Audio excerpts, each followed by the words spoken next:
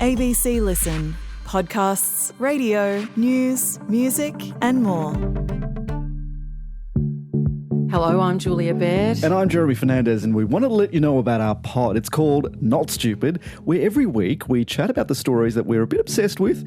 It's part news, part internet rabbit holes, basically, Jules. And a lot of chat about poetry and cake, actually. It's called Not Stupid. You can find it on the ABC Listen app.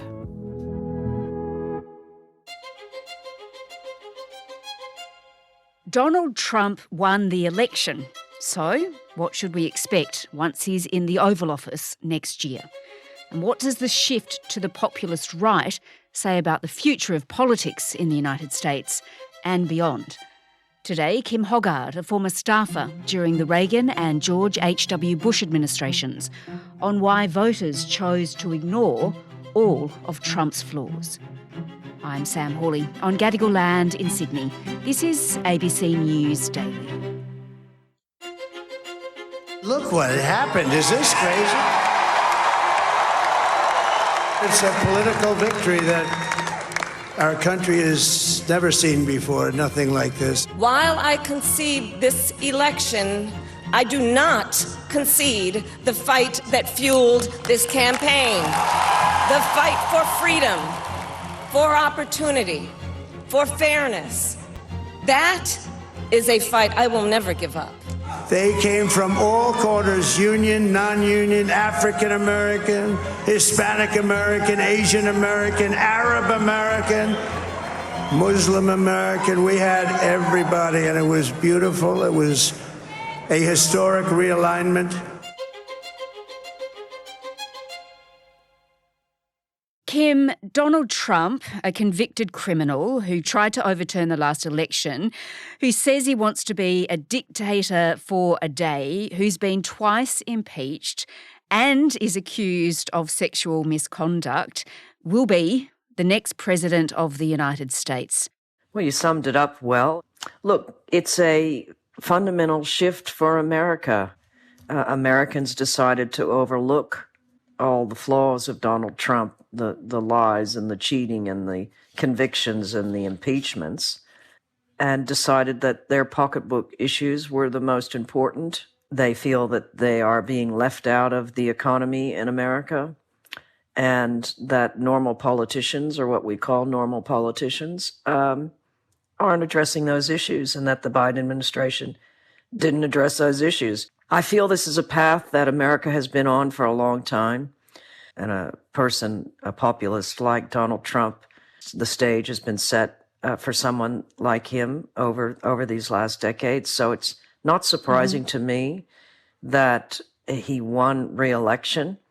What's concerning is that so many people were prepared to overlook what they knew about him and choose for a second time not to vote for a qualified female candidate. You know, they chose somebody that has really helped foment the division in the country. It's not a landslide victory, but it's very decisive. He has a mandate and a very strong one. His victory speech was very much like his campaign speeches, right? I will not rest until we have delivered the strong, safe, and prosperous America that our children deserve and that you deserve. This will truly be the golden age of America. That's what we have to have. He says he's achieved the most incredible thing, but the thing is, he has, hasn't he? Well, yes, he has. And he's a showman. He's a strong man. He's a man who has said all his life that you just keep fighting. He's a personality that never admits wrong. He never apologizes. He blames other people for things that he's clearly responsible for. And he just keeps taking the punches. He said it himself. He just keeps getting up. He just keeps going. And this, I think, is what appeals to people, and not just Americans, but people around the world.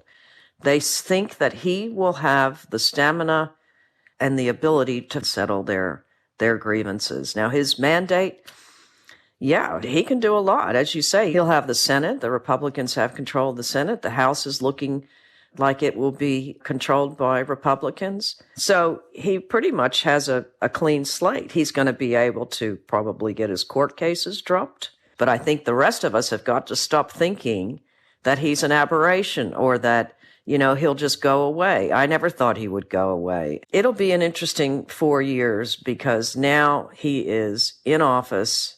He can't run again unless somehow he tries to change the rules on that, but that's in the Constitution, so that'll be a bit hard to do.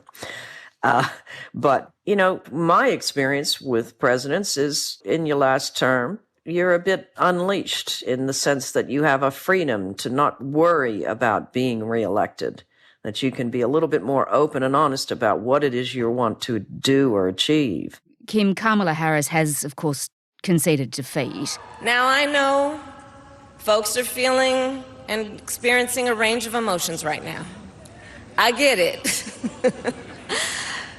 But we must accept the results of this election.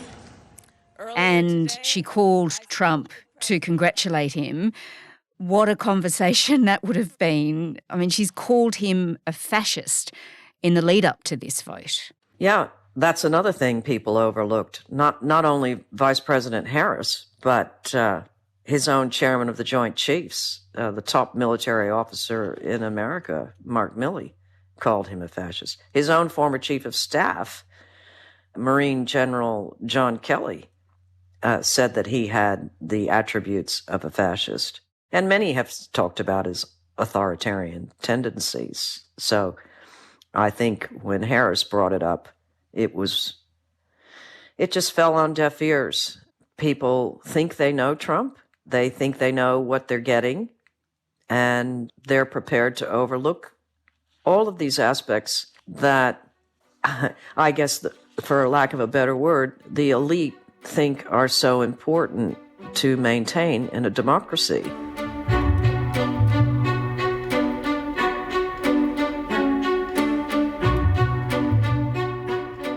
So, Kim, let's look now then at what we can expect during 4 more years of Trump. It will be Trump's America, right? So let's unpack what that actually looks like. He has a list of things that he says he wants to do. One of them is he wants to go after his enemies within the United States. So who are they and what does he mean by that? I think, obviously, Trump has always threatened the Bidens. He's always threatened to go after Joe Biden and Hunter Biden, his son. He basically threatens anybody who speaks ill of him. The former president outlining more plans for any second term, vowing to sack Special Prosecutor Jack Smith, who brought 2 criminal cases against him. It's so easy. I would fire him within 2 seconds. In addition to this long list of things he said in the course of his rallies during these last 2 years, I think he's made some, hundreds of promises. But the main ones he keeps repeating are mass deportations of illegal immigrants, locking them up and deporting them until they get a chance to deport them, but locking them up and deporting them. By the way, that's about 11 million people. How you carry that off, I'm not sure. He's said he's going to introduce sweeping new tariffs on imports, particularly with China. It's also ideologically will change America. The Biden administration has been focused on climate change in their massive legislative package they've passed, $1 trillion just focusing on climate change-related issues. He's going to want to eliminate all of those. He wants to reduce corporate tax rates from where he lowered them once already, I think, to 21%. He wants to lower them to 15%. I mean, most individuals pay more than 15% in tax. He also talked about cutting aid to Ukraine. So what happens there? And he'll make sure his court cases are dropped if they aren't already before he gets inaugurated. And by the way, the tariffs that you mentioned, which he says he'll slap on every country, so not just China, the fear is there that will make the cost of living worse for Americans. So the voters that have backed him in might not actually be better off once he's in power. Well, no, they won't. Eventually, it's the consumer that's going to pay the difference. We all know that businesses, once a tax is raised on a business, they don't pay it out of the goodness of their heart. They just transfer the cost to the consumer.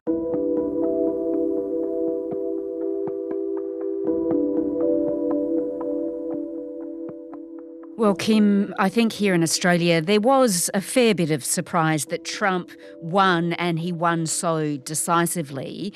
But should we really be so surprised, because we are seeing a shift around the world to the right in politics, aren't we? We've seen it in Europe as well.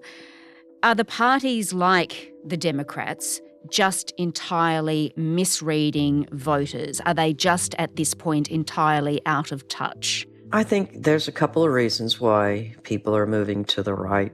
In America in particular, it's not just the economy. You know, in the last 10 years, there's been a lot of focus in America on advocacy, which I think is all justified, in the Black Lives Matter movement, in the Me Too movement, in LGBTQI issues, and the Christian nationalism that exists in the country that feels like there's more secularism in the United States and that they have to live by these quote-unquote woke culture issues that's being shoved down their throats, and they, don't like it. Also, the public, even though they had their eyes wide open about Trump and his flaws, the media, and in particular social media and the internet, have really played a part in this as well. I think the traditional media has helped to normalize Trump's worst features. And I think we've all become a bit inured to Trump's outrageous comments, racist, misogynistic. The public has become inured to it.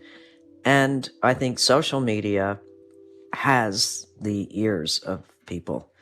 People don't get their information from trusted sources really anymore. They don't rely on newspapers.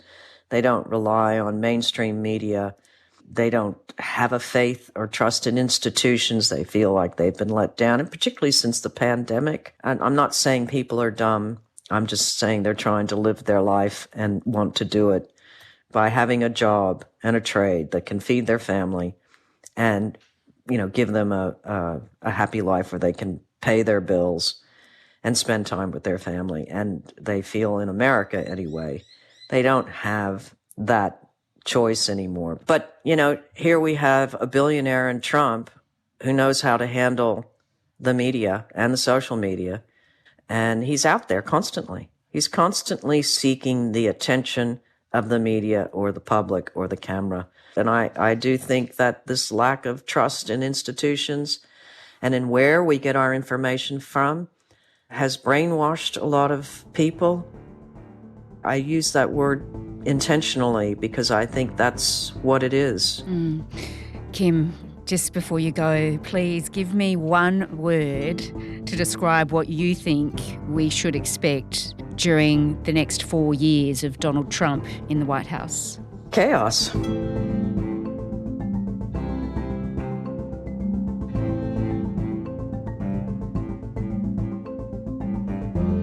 Kim Hoggard is a former staffer during the Reagan and George H.W. Bush administrations.